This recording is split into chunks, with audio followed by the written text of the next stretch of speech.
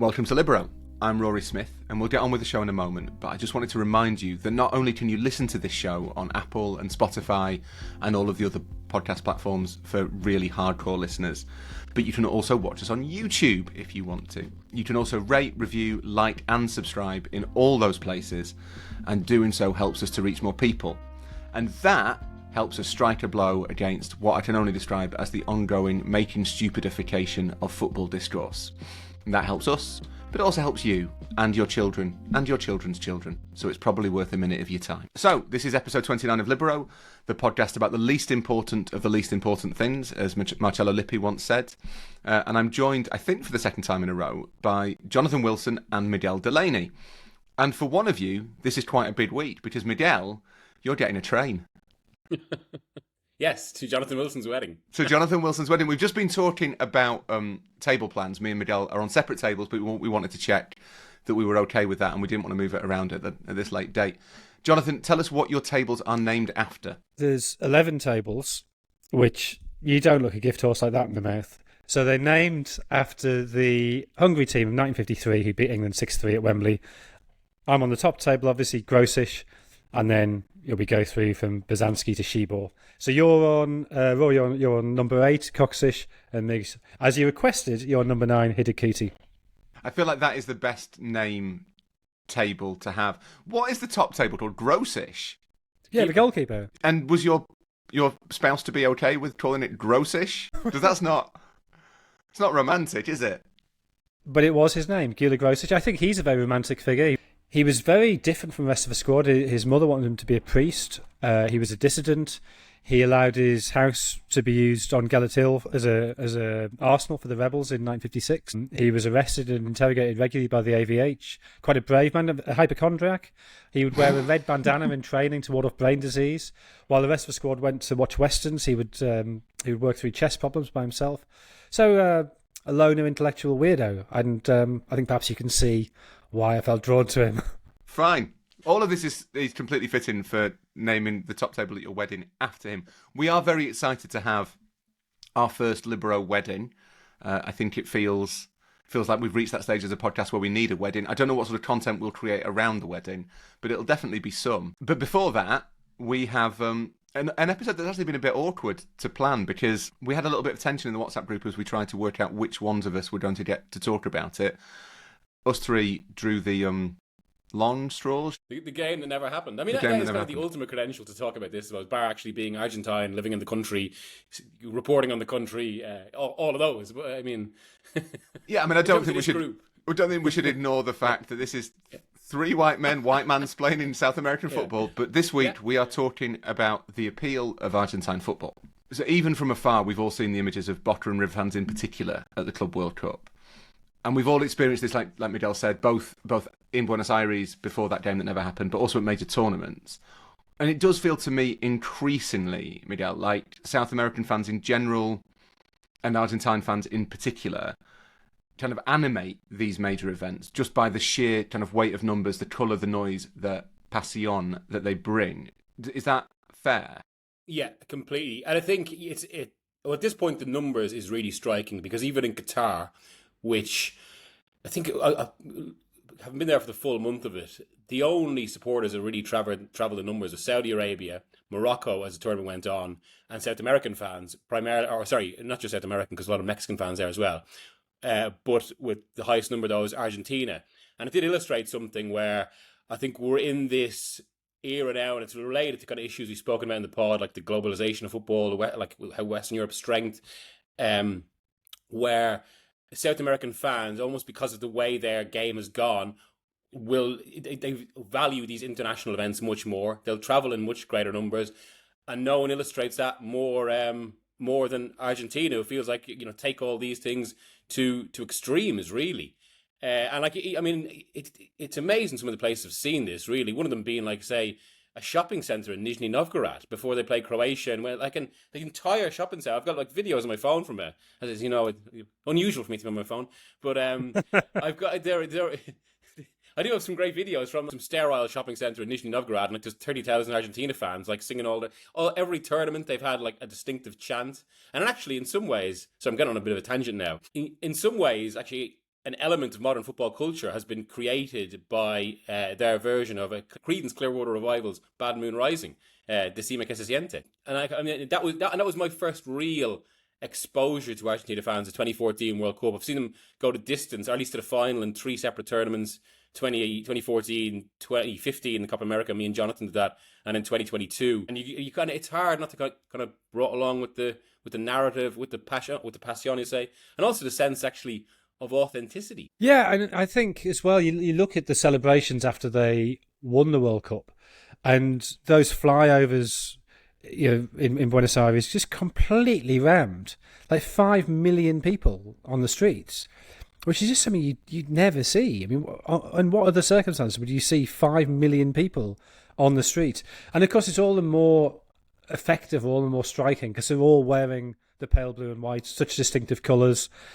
Even the nature of those streets, the Nueve de Julio, the huge sort of central boulevard, what is it, 14 lanes or something? It lends itself to that kind of spectacle. But then going right back down to the Riachuelo and the bridge over to Avellaneda, and you realise just how much this means. And I think the reason why is actually not that complicated, because in what else does Argentina compete on a global level? Yeah, occasionally they'll get a tennis player, occasionally they'll get maybe a good rugby team comes together. But they're not world leaders in commerce, in music, in politics, in anything else. Football is their way of imposing themselves or sort of projecting themselves to the world. And obviously, Wilson, you've written a book on this famously, Angels with Dirty Faces, one of your many, many works. Notice you didn't name your tables at your wedding after Argentinian football players, which maybe suggests that it's not quite as dear to your heart as Hungary. Where do you think... Now, do you think it's fair to say that the Argentine football culture is different in some way? Is it kind of... We basically talk about all countries as kind of passionate. We use all the same words to describe Italy and Spain and Argentina and Portugal and Brazil and Morocco and Tunisia and whatever. Is there something different about Argentine football culture? And if so, where does it come from? Right, I'm cautious about saying different because I'm aware that it could be somebody in Morocco says, well, hang on, this is exactly the same for us. But what I would say is characteristic and why it is so central to the self-identity of a nation. I mean, it's that point that football is the thing at which they're brilliant. The second point is when the nation is being formed, a new nation. The Spanish go over beginning of the 19th century. The British, sort of by the end of the 19th century, it's sort of an informal part of the empire. The British run the banks, they run the railways, and therefore they can control the meat industry. But the British are in retreat from sort of 1912-ish onwards. And so then you have this very serious debate in Argentina. Que es Argentinidad? What is it to be Argentinian? This is culture of immigrants who all have very different ideas about how you should organise society, what matters in society. But one of the very few things that they all agree on is that when that team, the blue and white stripes, plays Chile or Uruguay or Brazil, they want them to win. And very quickly, I think partly because of the intellectual culture of Argentina, the national team becomes a self-conscious projection of national character. Now, I think a lot of discussion of national character in football can be a bit tendentious, but I think in Argentina, because it's so early and so self-conscious, it's very direct. And then I think the other thing that really causes Argentina to take off more than other nations is in that period, well, I mean, to be honest, even now, but particularly in that period up until the Second World War, when professional football is getting going, professionalism comes in 1931 to Argentina, but essentially it's one city, it's Buenos Aires, and most of the football culture is Buenos Aires. And people are listening in from all over the country. So that, again, is something very important for nation building. Everybody's listening to broadcasts from Buenos Aires, from the tango halls, and particularly football commentary. So even if you live in Tucumán or Ushuaia, or if you live out in the Andes somewhere, you would still probably have your Buenos Aires team. And because so many clubs are in one city, you get away fans really early. One of the distinct things of English football is the train network back then was excellent, and so you could go to away games, which, if you're in a bigger country, it's just that much harder. Brazil, I mean, okay, in the state championships is different, but when the US was trying to launch a national title in the early 20th century, travel was it's impossible. So you couldn't, even getting the teams from one place to another was almost impossible. Fans couldn't go. Whereas in Buenos Aires, you'd hop on the tram and within an hour you'd probably be at the opposing ground. So fans were travelling. And Gilles Rimet talked about going there in the 1930s and being absolutely blown away by being there on a match day afternoon and just seeing all these fans in colour, in their team colours, hopping on trams, going across the city, going to watch games. And so immediately you get that rivalry which grows up. And it's not just you go to watch your team at home and you go home. There's a real you're making yourself known when you're there, and so this sense of supporting your team becomes very much part of that culture. So presumably that is what the kind of roots of what we have now, which is, Miguel talked about the kind of number of Argentine fans who follow the national team at major tournaments, but what we've seen, and you see it in the Libertadores a lot as well, is it's usually like Boca fans taking Ipanema Beach and just occupying Copacabana for a game against one of the Rio teams. And I presume they'll do it in Asunción or in, Montevideo or whatever. But in the Club World Cup, what's been really striking is just the sheer number of Argentinian fans. And we should make the point here, I think, just so we don't offend anybody. Friends of mine in America have also said they didn't realise how many Brazilians lived in America until they realised that Palmeiras and Fluminense and Flamengo and stuff were kind of showing up in such numbers. And also I think Wydad Casablanca and Esperance, the two North African sides, or two of the North African sides, have been really well supported as well. The Europeans let themselves down terribly. But with Boca and River, they have taken that to the States, as they do in the Libertadores, that kind of that weight of people moving, that huge kind of human tidal force, which sounds like it's linked, or it can be traced back to that kind of early expression of team loyalty in urban Buenos Aires. The thing that I always find fascinating is you hear these stories about the Boca fans and the River fans now, as you do about Argentina, like selling cars to get plane tickets to go and watch their team in a tournament, or a kidney, or a child, or whatever. There's this kind of sense of these people are leaving themselves with nothing at home, just they want to see Boca in the Club World Cup.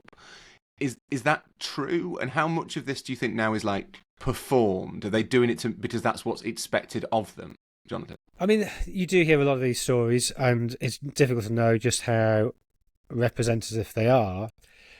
But even if it's not literally true that people are selling their cars or body parts or whatever, Argentina is not a wealthy country. It struggles massively with inflation, and thousands and thousands and thousands of people are spending their whatever money they have on going to major tournaments. Now, maybe the inflation sort of says to people, there's no point saving it because it'll be worthless in a couple of years. Just spend it and go. Maybe that is actually a driver. I mean, Argentina is clearly wealthier than many other South American countries, maybe all other South American countries, but it's not rich. So I think people are making enormous sacrifices. But I think something happens in the 60s which changes things. And I think we'll get on to one of the other changes later on, I think, when we start talking about the Barras Bravas. But the Barras begin, I mean, not the Barras we think of today. It's Juan Carlos Lorenzo, the great Boca coach. He was Argentina coach in 62 and 66 at the World Cup.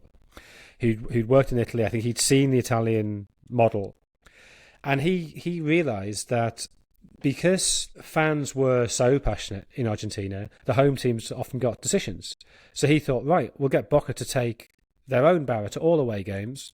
We'll help them travel. We'll subsidise them. And that will help redress the balance. It'll put a bit of pressure on referees.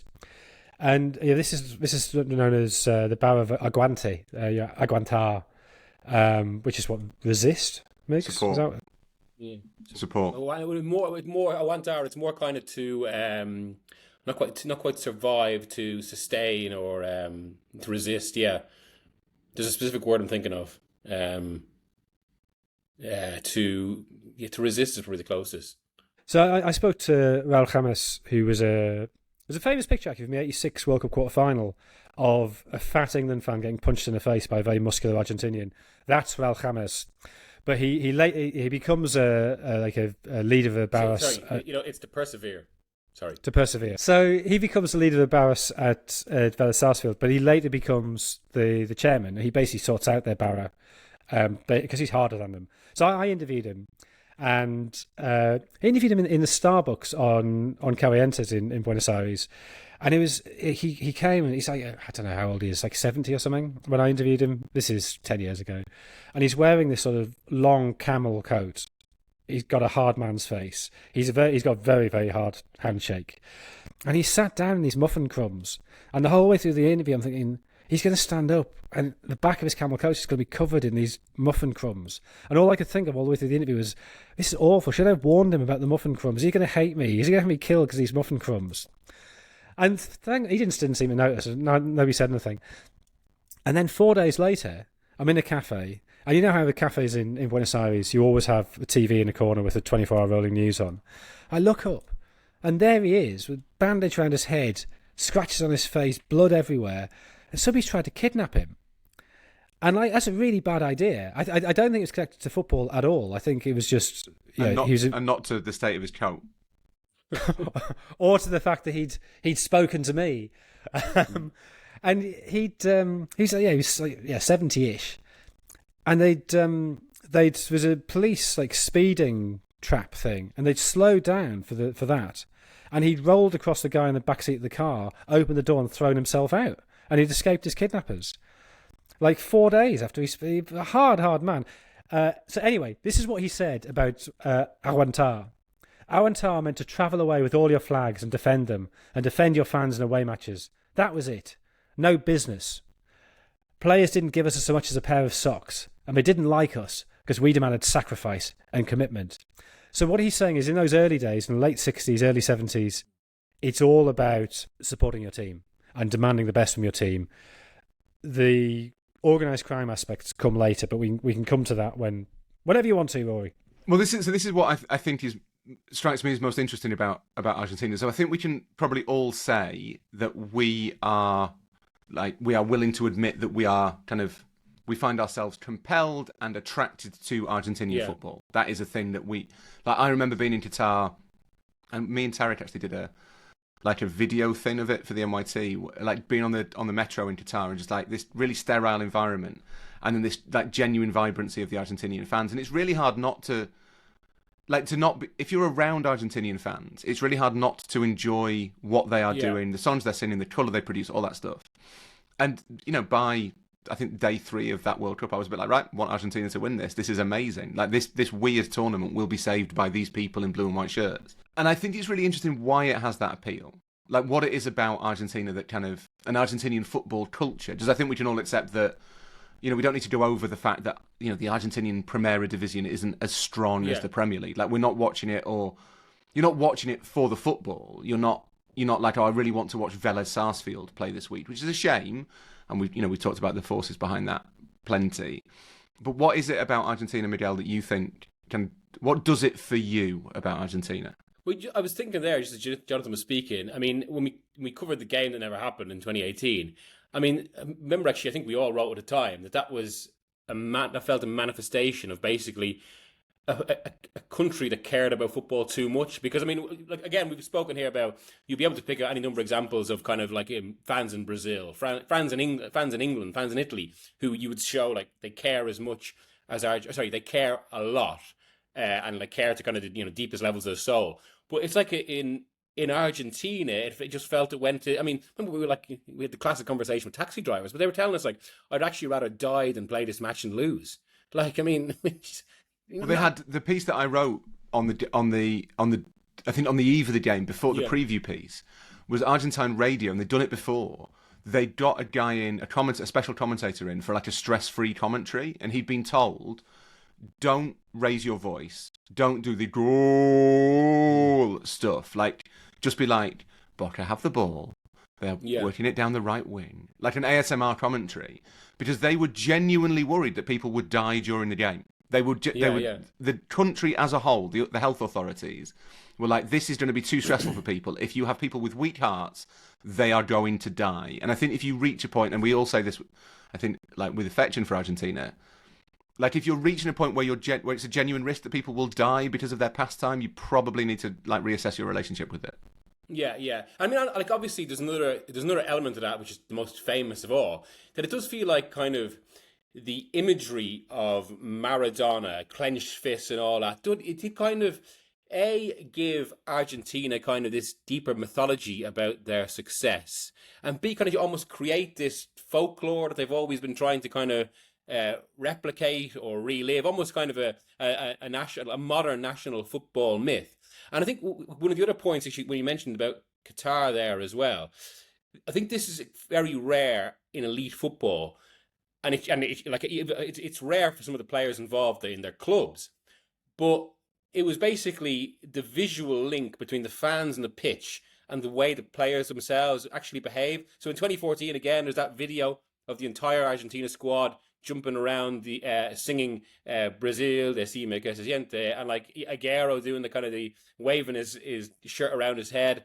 Then I remember, like, as you said, I mean, Argentina games at 2022 became events, and I think in the way no other country bar Morocco became an event.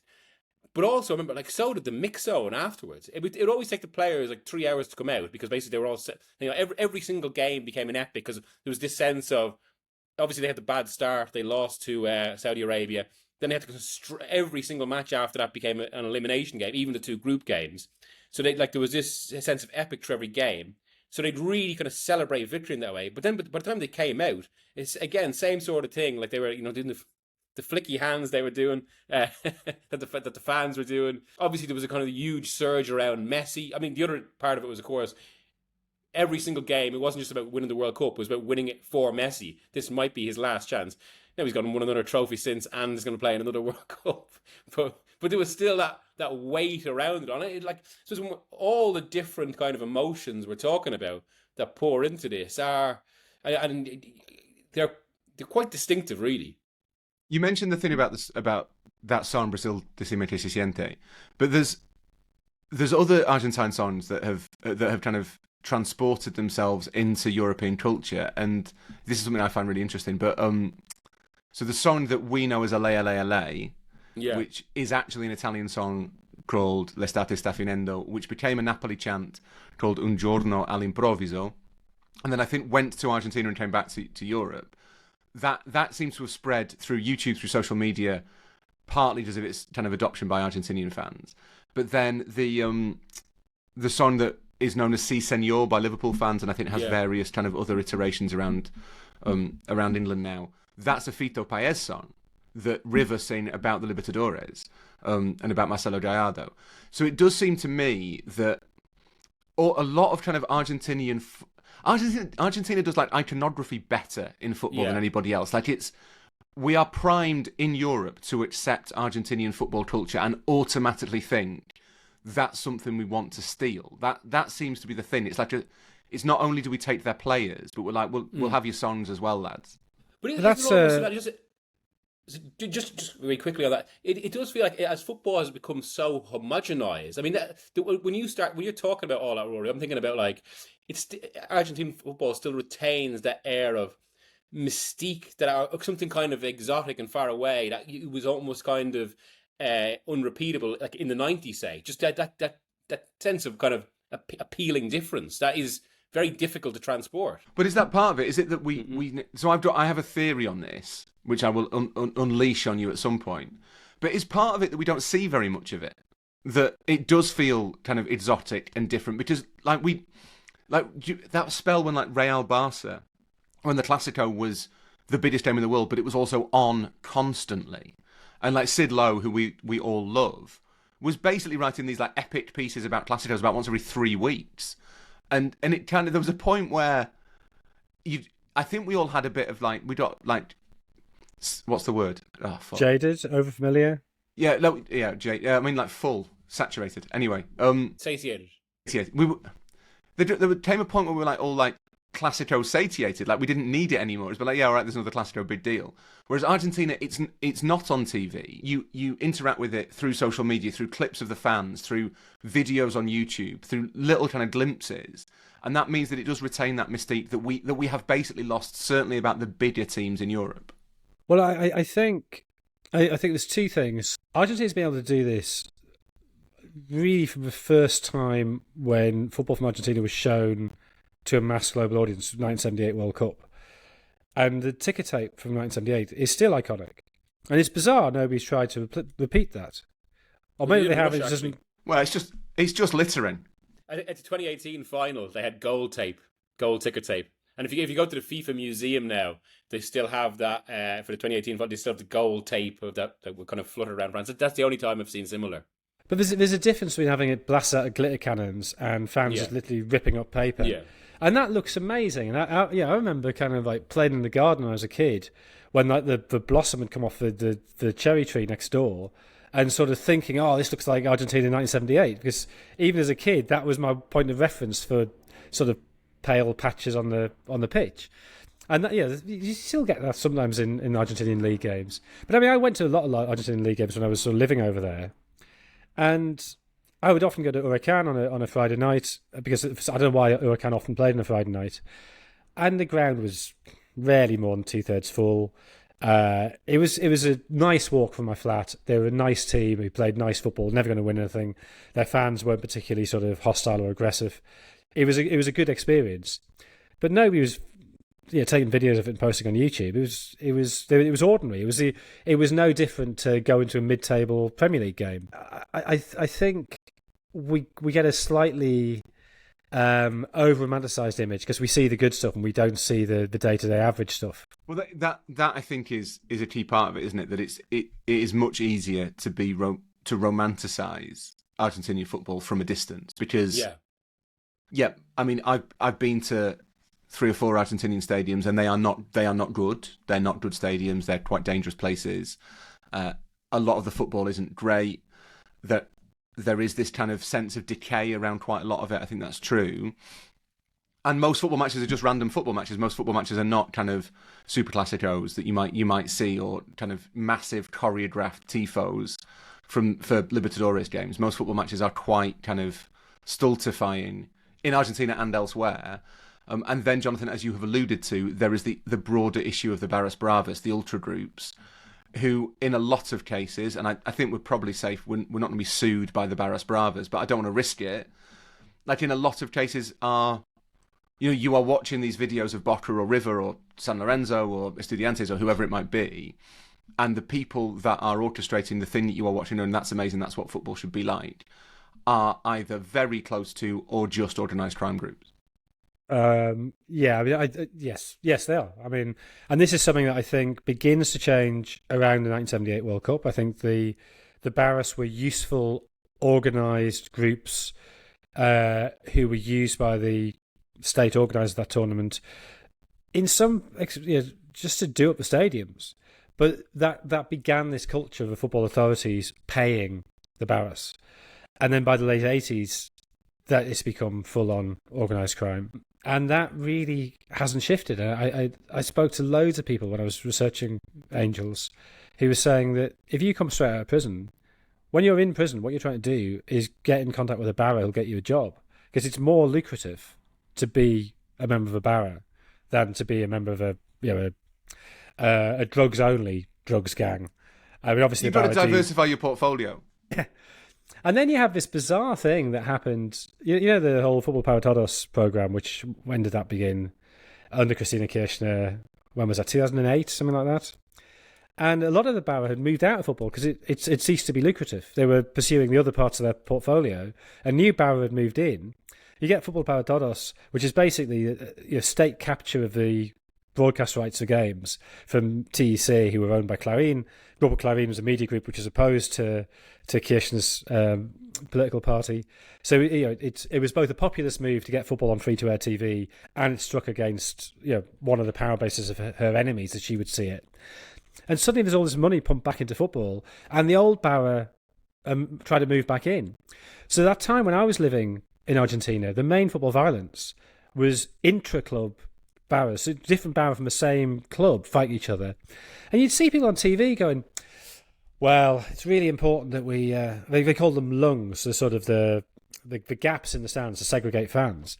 And you think, but it's not about the home fans attacking the away fans, or the away fans attacking the home fans. It's the home fans attacking the home fans. This is nonsense.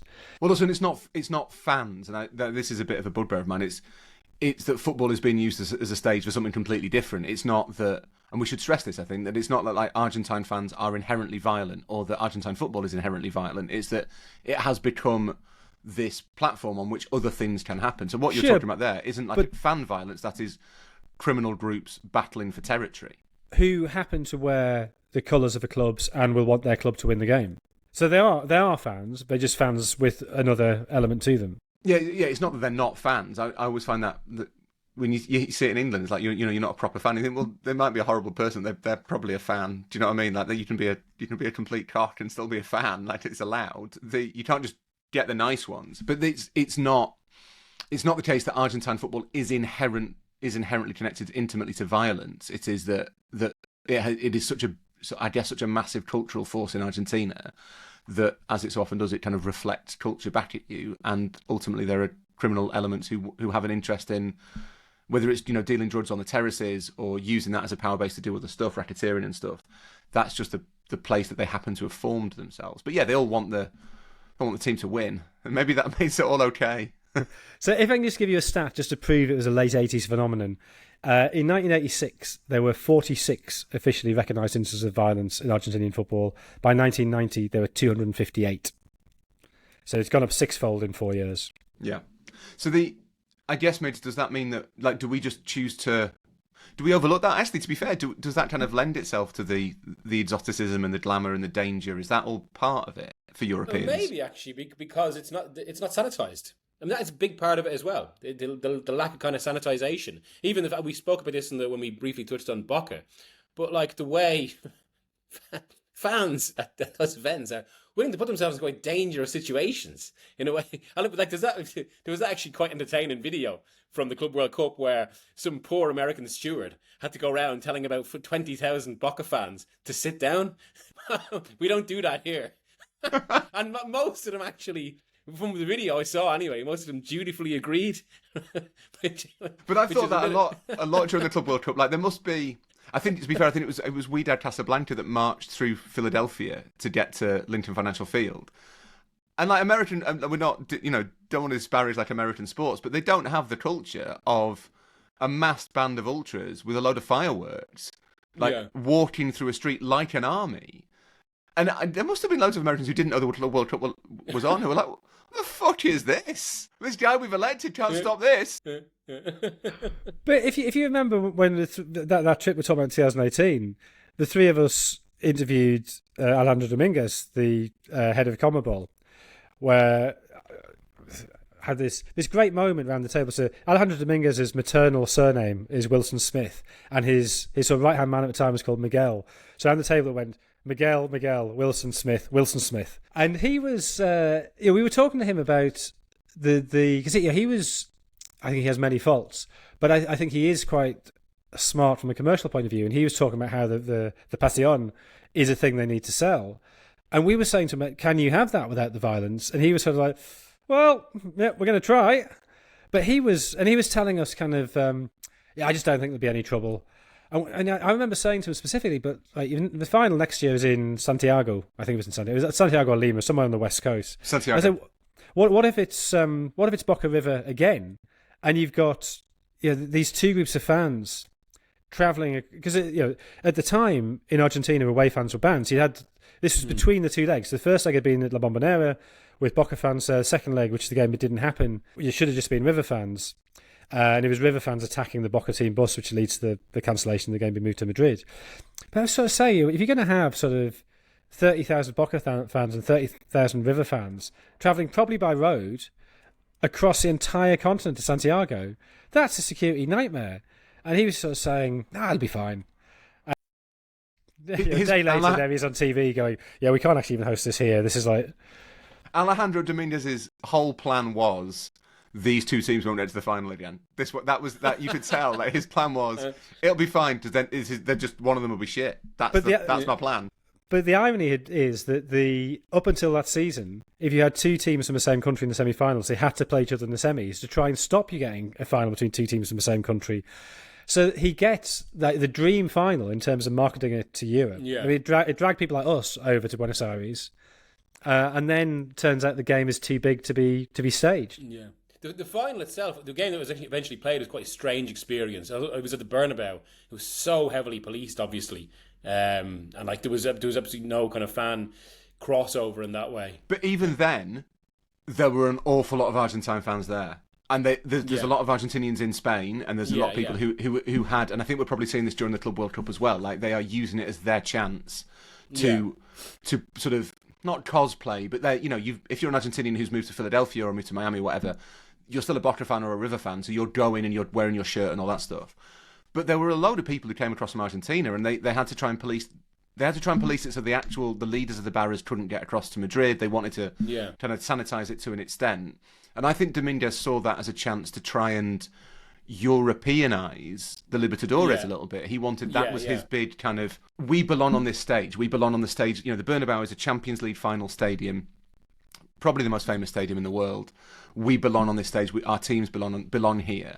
I think it's probably, that the move to a one-leg final was part of that. But the irony there is that Europeans don't want that. They don't. If you're going to win a European audience, your hope, surely, as CONMEBOL, is to say this is different to the Champions League. This is not your corporate sort of commercialised football. This is something more organic, more authentic, more real. Like, you have to lean into that a little bit. I'm not saying that CONMEBOL should be like encouraging fan violence, but you want that little. It should feel like if you want it to sell well, you need it to be edgy to an extent. Yeah, because they can't really compete. I know the Brazilian team's doing well at the Club World Cup, but that's clearly partly to do with conditions, it's partly to do with the stage of the season. But you can't realistically compete on level of football, but you can compete, more than compete, in terms of atmosphere. So that is their selling point. That is the thing that they... As we're discussing this, it does remind me of kind of what's happened in Sweden, basically. They couldn't compete with the kind of the neoliberal race that we've all got on about in modern football. So basically, they really swung into their fan culture. Now, that was a very conscious decision, whereas I think it's maybe happened more organically. Well, not happened, because it's just always been there. No one's done anything about it. That's the difference. Yeah, it's just, yeah. It's just that this is what it is. It's I suppose quite the opposite happened. This is, again, something we discussed before, that they actually... When we discussed that issue, kind of like observing something like an Argentine crowd, then like what you've mentioned, Jonathan, the Boca fans have no tourists. Yeah, I mean this was must be nearly 20 years ago. First time I went to La Bombonera, there was a presidential election going on for the Boca club presidency, and they were handing out leaflets. One of the candidates saying "Socios sí," so members yes, turistas no. And even 20 years ago, they were getting annoyed by how, as they saw it, the atmosphere has been diluted by tourists going to sort of, and that's one of the huge ironies of modern football. The experience that's being sold is being diluted by the selling of it, and I'm not really sure how you resolve that. This is really self-indulgent. I did a story for the NYT ages ago on a derby in a place called Spakenburg in the Netherlands, which is it's an amateur derby, but the two grounds of the two teams in this little town are right next to each other, and whenever they play each other, there's these massive tifos, and it's kind of, the Dutch regard it as their most intense rivalry, even ahead of Ajax Feyenoord. But the problem now is that the only people going are like YouTubers who want to be at the most intense derby in Holland. Like, it's become content, and it has naturally affected the atmosphere. It'd be really interesting to know, like, what. I mean, Horncastle's made this point to us privately, that like Boca in particular are kind of blue and yellow washing the Club World Cup for FIFA. That's what's happening. That FIFA are effectively, they are saying, we've taken this kind of football bucket list item and we are staging it in America. And I find that really conflicting when James put it like that, because part of me thinks, well, that's good, because it means more exposure for kind of this thing that I love, which is Argentine fan culture and Argentine football. But it's also bad because it's now not only are we taking your players and your songs, we can actually transplant your atmosphere and do it in our own stadium. So we don't really need you at all. We just need your colour. That's all we need. It feels somehow slightly exploitative. Yeah, I see that. But I mean, that's also... that's what cultural appropriation is, right? And they're very fine lines you have to walk, because you can take cultural appropriation to absurd extremes. But in the same way that, so we know, for instance, that the AFA, the Argentine Football Association, paid Argentina fans to go to Mexico in 1986. Some of those fans were paid to be there. I'm not saying they didn't want to be there. I'm not saying they're like the Lebanese fans who were supporting Qatar in 2022. AFA realised it'd be a useful thing to promote them and to promote Argentina and to give them a best chance of winning if they paid for the tickets for however many fans So Raul Gomez, who insists he paid his own way, and yet he ended up sharing a room with a member of the AFA. So, People make it's friends, Jonathan. It's fine. Yeah, no, it's a lovely gesture. So I guess you get to a point at which you say, well, at what point are fans just paid actors? Yeah, like at least like participants in the drama rather than just mere observers. And so this is kind of my theory, I suppose, on what it is about Argentina that we find so attractive, which is that I think to us, because we only see it from a distance and we only see we only see a kind of the bits of it we want to see. We're not living it, like you say, Jonathan. We're not at Hurricane on a Friday night. People who would go into games and not being like, right, get me a ticket at in Santiago del Estero where I can, there's 5,000 people there and no one cares. It's like people who are going to the Bombonera, they're going to Boca, they're going to River. They're probably going to Boca more than River. It's inherently kind of touristic in that sense. And I think for a lot of the appeal is because, as Miguel's kind of mentioned, it's a reverse portrait in the attic that as commercialised and as corporate as European football becomes, Argentina has come to symbolise this like last bastion of the authentic. And it's not authentic in the sense that, in like the Nick Ames sense of like I'm here at a third division game in Slovakia. Like it's not authentic like that. Poor Ames. Be awkward at the wedding. I'm not on his table. It's fine. But like there's obviously authentic. I love Amesy. There's obviously authentic places to go, but it still feels like it's high level. It still feels epic inherently Argentinian football. But it's become this thing that we look at and say that's what it should be. That's what we would like it to be. And then we pay, £40 a month for Sky to watch the Premier League. But equally, I think we should be very wary of playing down the violence. It's not just going to a kind of Friday night, it's not full, the atmosphere is not brilliant.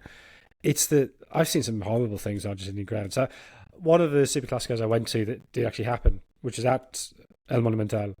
And at half-time, the River fans had somehow managed to smuggle in a large inflatable pig in a Boca shirt, which they managed to raise up.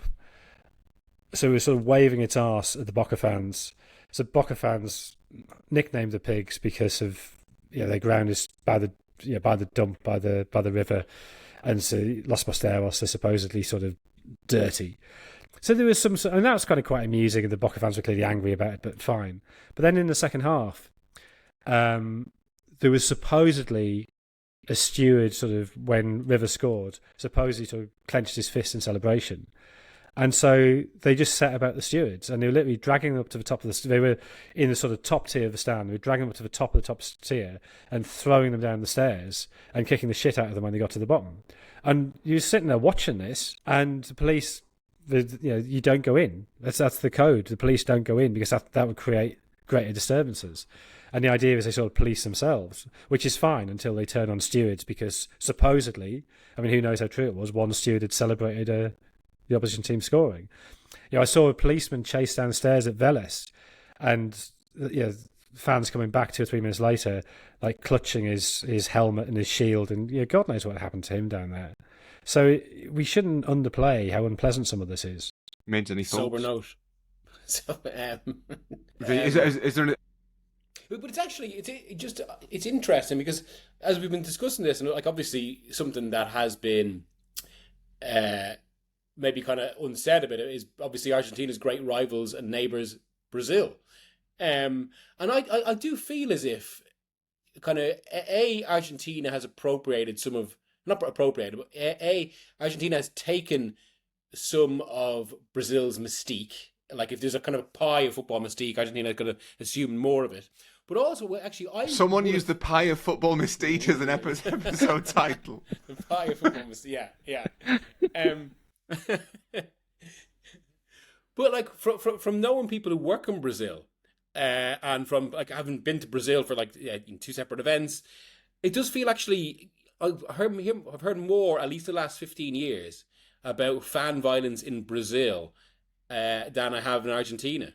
I think in Brazil, this is testing my memory a little bit, but certainly in Sao Paulo, they've had big issues. I think it's with one of the Palmeiras groups that has quite strong links to a cartel of some sort, and there's been a real issue with street violence there. And again, that's where that line between ultra group and criminal organisation gets really, really blurry, because the whole ultra group may well not be criminal, and this is probably true with the Barras in Argentina as well. It's not the case that every ultra is a criminal. It's that there are elements within the Barras, within the ultra groups in Brazil, that who are criminals. That is their like professional job. That's what they do for a living, and they are then part of the ultra groups as well. So it's the lines are really blurred. I think it's been a much more pronounced issue in Brazil in the last 10 years than maybe it was previously. And also there's always the possibility the Brazilians are trying to do something about it in the way that the Argentines, as Jonathan says, like the attitude within the stadium certainly is the police don't go in. And that's the same, I think, in Italy, that the ultras have their territory and the police don't enter it, and that's how the peace holds effectively. So if the police go in, you are effectively sort of breaking that code. There is, Jonathan, I think the best line in Angels with Dirty Faces is on the back cover from me. Oh, it's a very good line, to be fair. Yeah. Is it the people who like football, like Brazil, or something? I think if you're like, I think Argentina is a bit more of a kind of what Bruin would say. It's one for the real heads. Do you know what I mean? Yeah. People who like football like Brazil. People who love football love Argentina. I think is the line. It's a very good line. I'm very grateful for it. It's a very good book, but that's a great line. Do you think that's only true in the modern sense? I mean, because even we talk about it, and that point I made earlier, I suppose, about kind of Argentina still retaining something that I kind of felt in the 90s. Now, obviously, the fact that I was a child is relevant, but I do think it holds. And same with Brazil, like, I haven't felt that same element of kind of, awe about, or like basically unless I see like the 1998 World Cup jersey. But is it messy? Do we think it's messy? I think it's the whole culture. I think Brazilian culture, football culture, went awry in the 70s and it really hasn't quite recovered. And 82 and 86 were sort of a throwback, but yeah, they belong to the old culture. I think Brazilian football became extremely technocratic under the dictatorship, whereas Argentina, somehow the dictatorship, certainly from a minority point of view, unleashed the true Argentina. And you get Scaloni now talking about, we play a South American game, this is our game, we play shorter passes. I'm not sure how true it is, but they feel something distinctive about Argentina in a way that there no longer is about Brazil. And just look at the CONMEBOL countries, 10 CONMEBOL countries, none coached by Brazilians, 7 coached by Argentinians, plus the coach of Peru who was born in Argentina but played national football for Peru. So 7.5 Argentinians and one Italian, one Bolivian, and that's it. But is it edge as well that Brazilian? To quote Tim Vickery, which will annoy friend of the podcast Natalie Jedra, but what's Tim Vickery's line? Brazil is Carnival, Sun, Sex, Pelé. Is that right? That was the mashup, was it? Or? Brazil. That is the kind of image that Brazilian football. And I think the others will talk about Brazil later this week, but that's the image that we have of Brazil. It's kind of the Seleção. It's all kind of glamorous and dancing, and Neymar's injured, so he can go to his sister's birthday party and all that stuff. Whereas Argentina does feel gritty. That's the appeal. That's what Argentina has. But then you say, I suppose, even when I just mentioned like the obvious example there, the '98 World Cup, and I wonder how much of that is me just basically thinking of Ronaldo. But then 2002 obviously when they actually won it. It had Ronaldo, it had Ronaldinho, who's become one of the last great free spirits of football, and I had Rivaldo, a player I love, and I've played with once actually. But anyway, is that right? Yeah. He did play for some random teams at the end of his career. I didn't realise he played Battersea five-a-side. We played some media event at the Camp Nou, but like, and still, I associate like the '98 Brazilian team with kind of a free spirit element. That's possibly wrong, and that's just kind of my memory playing tricks. But then 2002.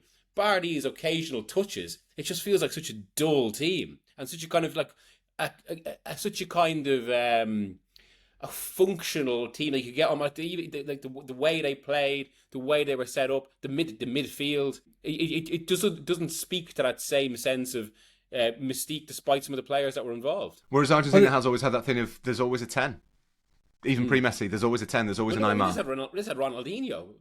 No, but this is like Argentina haven't. Argentina have never produced that kind of that grinding team that gets over the line. Argentina either produce a team that falls apart completely in the group stages, or is built around this sort of semi-mythical figure, whether that is Messi or whether it's Riquelme or Aymar, whoever it might be. There's always been that little bit of magic with Argentina, whereas Brazil did go very Mauro Silva. But even in 1990, when they did have a really grinding team, admittedly based around an ailing Maradona, they were kind of so awful. It was quite funny. Yeah, they kept getting sent off. It was like, and absolutely, look, we've lost to Cameroon. We've absolutely shat the bed here. Now we're going to roll in it and smear it on the walls as well, and you're all going to watch it and enjoy it. But that was what made Boca against Benfica right at the start of the Club World Cup great, because it was just kind of... I think a couple of the European players have said, they've got different tactics to us, and what they mean is they're kicking the shit out of us. And we don't like it. Like, we are soft European, we like dandies, and we've got all these brutish Argentinians have turned up and they're kicking us. We don't like. Stop it! And it was. I mean, the foul that Fidel got sent off for was horrendous, but you could see it within the first 10-15 minutes that they were. I think two of them like double body slammed Angel Di Maria, and it was very much a right. You're not in the champions anymore now, Angel. This is the proper Libertadores. Right. I think that probably strikes the balance between a paean to Argentinian football and an honest reflection on its strengths and weaknesses.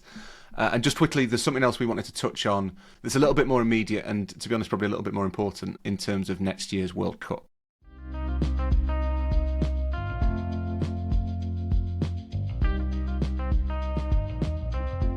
I just thought we'd better address this because it is kind of ongoing. It does seem to be the case that some sort of ceasefire has been signed between Israel, Iran, and the US overnight as we're recording. We obviously are not in a position to say whether that ceasefire will hold or not, and we're not, I think, going to express an opinion on the rights and wrongs of all these various types of military action.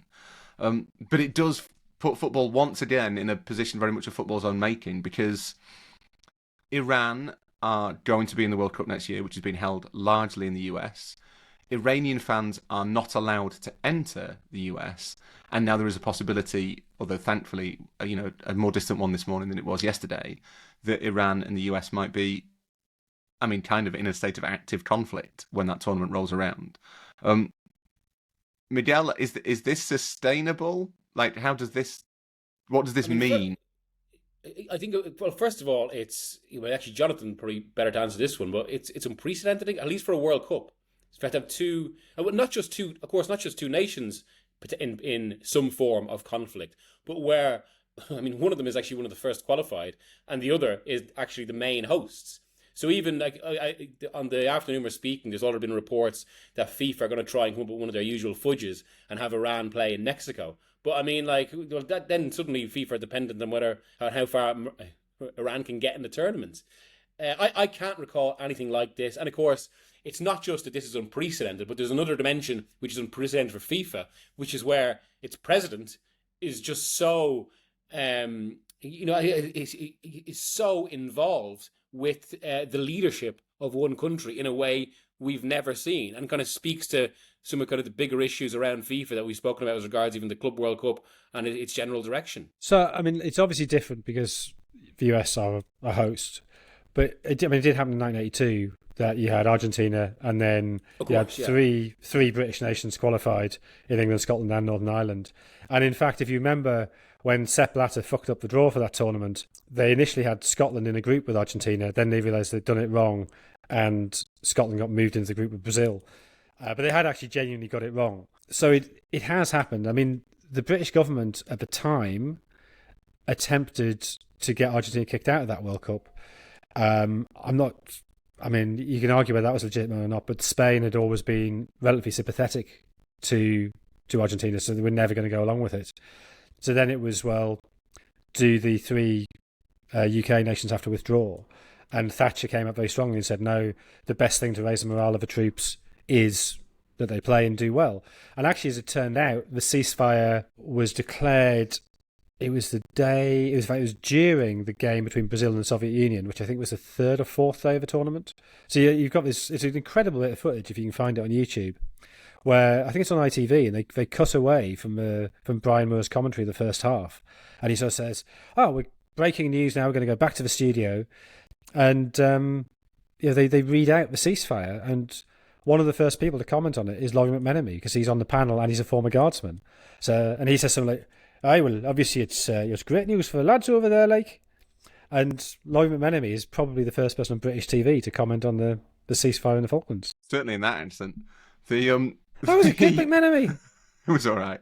It was good. Do you know what? It's the last refuge of the damned, criticising other people's accent work. It was a good accent, Wilson. Don't worry. Thank I'm you. just being a dick. I'll put you on a shitter table. I mean, it's really hard to. It's a complicated situation. My reaction to this stuff is that football finds itself in very complicated situations, often through no fault of its own, because football is a global sport. It's probably the only truly global sport apart from the Olympics. And, you know, ultimately, 3 years out of every 4, no one cares about the Olympic sports.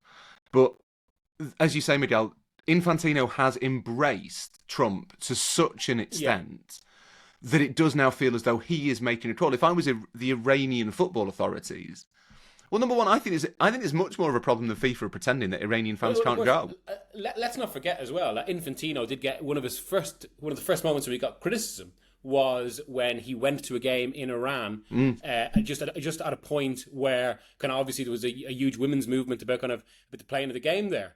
But I think on that point you raised as well about kind of the truly global game, like that bollocks line about kind of, you know, sport and politics don't mix has always been nonsense. But that can coexist with the idea, I think, that I actually have some sympathy for the view of why FIFA and UEFA generally try not to take stances on whether teams can play, because then suddenly, once you start that, you have to start adjudicating on all sorts of kind of political situations. And I think there is actually a fair idea that the national team of a country is always different to the state. And actually, this was illustrated quite prominently with one of Iran's last major games of the World Cup, whereas obviously there had been all sorts of protests in the country in the build-up to 2022 World Cup. Qatar has obviously been kind of a more Iran-facing state than most of its neighbours, that are almost all of its neighbours. And so their game against England was actually, England won 6-2 their first game. It was prefaced by the Iranian players refusing to sing the national anthem, which actually, in a very quiet way, was a really strong moment of protest, especially given the context of Iran. But I think that does speak to the point that there is a genuine separation between the national team as a state. The national team represents the nation and the people. It doesn't represent the form of the state, much as the state tries to co-opt it. And if you take that principle, it means that UEFA and FIFA generally have to be quite, I suppose, and all the other confederations have to be quite neutral about this. It should be remembered as well, because I know this has come up a lot in the context of people asking questions about Israel's place in international football and comparing it to Russia. Well, the only reason that Russia was ultimately banned was because teams refused to play them. And let's not forget, Israel are actually in UEFA because Asian teams refused to play them. But I suppose where this all moves into another dimension is actually the issue of like staging a tournament safely. And like that suddenly, if an Iranian team goes to America in this climate, there are all sorts of potential concerns, really. Not least for the Iranian team. I mean, the closest thing we've had to this, and I realise it is different, was when Henrik Mkhitaryan couldn't go and play for Arsenal in Baku in the UEFA Cup final. Nothing he'd done, but because he as an Armenian would not be safe in Azerbaijan. And I think if Arsenal had kicked up more of a fuss there, they would have, it would have been very, very hard for people to criticise them. Well, it would have been really hard to criticise them, and it's really hard to see what UEFA would have done. Because this is the reality of football's morals, isn't it? That if Mkhitaryan had been a more important player, Arsenal would have kicked up more of a fuss. If Henrik Mkhitaryan had been to that Arsenal team what Bukayo Saka is to this Arsenal team, then there's a decent chance Arsenal try and get that final moved, isn't there? Yeah. And in the same way, I mentioned this earlier, I think the fact that Iranian fans aren't allowed to travel to the US is a much bigger deal than FIFA are pretending. And you wonder whether the reason FIFA are pretending it's not that big a deal is because of how close Infantino is to Trump. Yeah, well, related to that exactly, let's not forget when this World Cup was awarded in 2018, Infantino was talking about how the travel ban would not apply. But also, like, this is, and I made this point the other day on Men in Blazers, I think, but, like, we all rightly criticise Qatar because if you were an LGBTQ fan, you would understandably not feel safe going to Qatar. So there would have been plenty of gay football fans who just didn't want to go to Qatar because it didn't feel safe, and that's a totally legitimate decision. There'll probably be quite a lot of female football fans who thought, I don't really fancy this one, it sounds like it's maybe not one for me.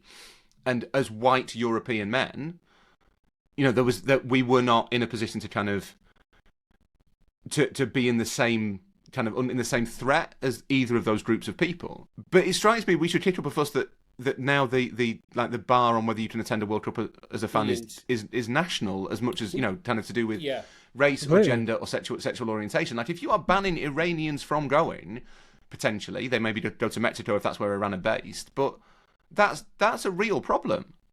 Yeah, completely. And also it does feel like placing them in Mexico and hoping is just such a kind of typical fudge. You see this a bit where kind of like in qualification campaigns where kind of suppose teams are naturally kept apart, but like it does become football kind of, I suppose this is unavoidable really, waiting and hoping to see that they don't eventually meet again. I mean, without wishing to sort of defend FIFA here, but once you've given the World Cup to the US, Canada and Mexico, and once you've extended to 48 teams, so you've reduced the number of potential hosts, what actually practically can you do if US say, I'm sorry, the fans of that country can't come in? You can't take the World Cup off the US because you just have no World Cup. What you suddenly say, right, we'll have some of the groups are going to be in Germany and some of the groups are going to be in Brazil, and you hope for the best. I mean, there's no good solutions here. More relevant here is what feels how FIFA have limited their own political latitude because their president essentially kind of, I suppose, there are very few checks and balances in the kind of FIFA power structure as regards what Infantino does, and right up to how you actually have UEFA, remarkably, I would say, issuing an on-record statement criticising Infantino for pursuing his own private political interests. Right. Well, as Jonathan says, I mean, it's an incredibly difficult line for FIFA to pick. I'm guessing that we're not going to be able to do it, and I suppose hang on, this feels a bit like Jerry Springer's final thoughts. I suppose we can all hope that, at least by the time the 2026 World Cup rolls around, maybe Trump will have lifted the travel bans. Hopefully Iran and the US and Israel are not all in various stages of conflict. But it does, I think, show how vulnerable football is to these things. That, I suspect, will do for this week.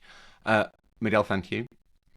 Jonathan, the next time you appear on this podcast, which won't be for a little while because you've got a honeymoon to attend to first, you'll be a married man. And I'm sure all of our listeners would be delighted to offer you their congratulations. We'll see each other on Saturday for the wedding, which is being held with an opulence to rival the Ambanis. And the others will join you on Thursday, where I think we've told them to talk about Brazil, but they might have their own ideas. So thank you for joining us. Thank you for listening. Like, subscribe, rate, review. We'll see you soon.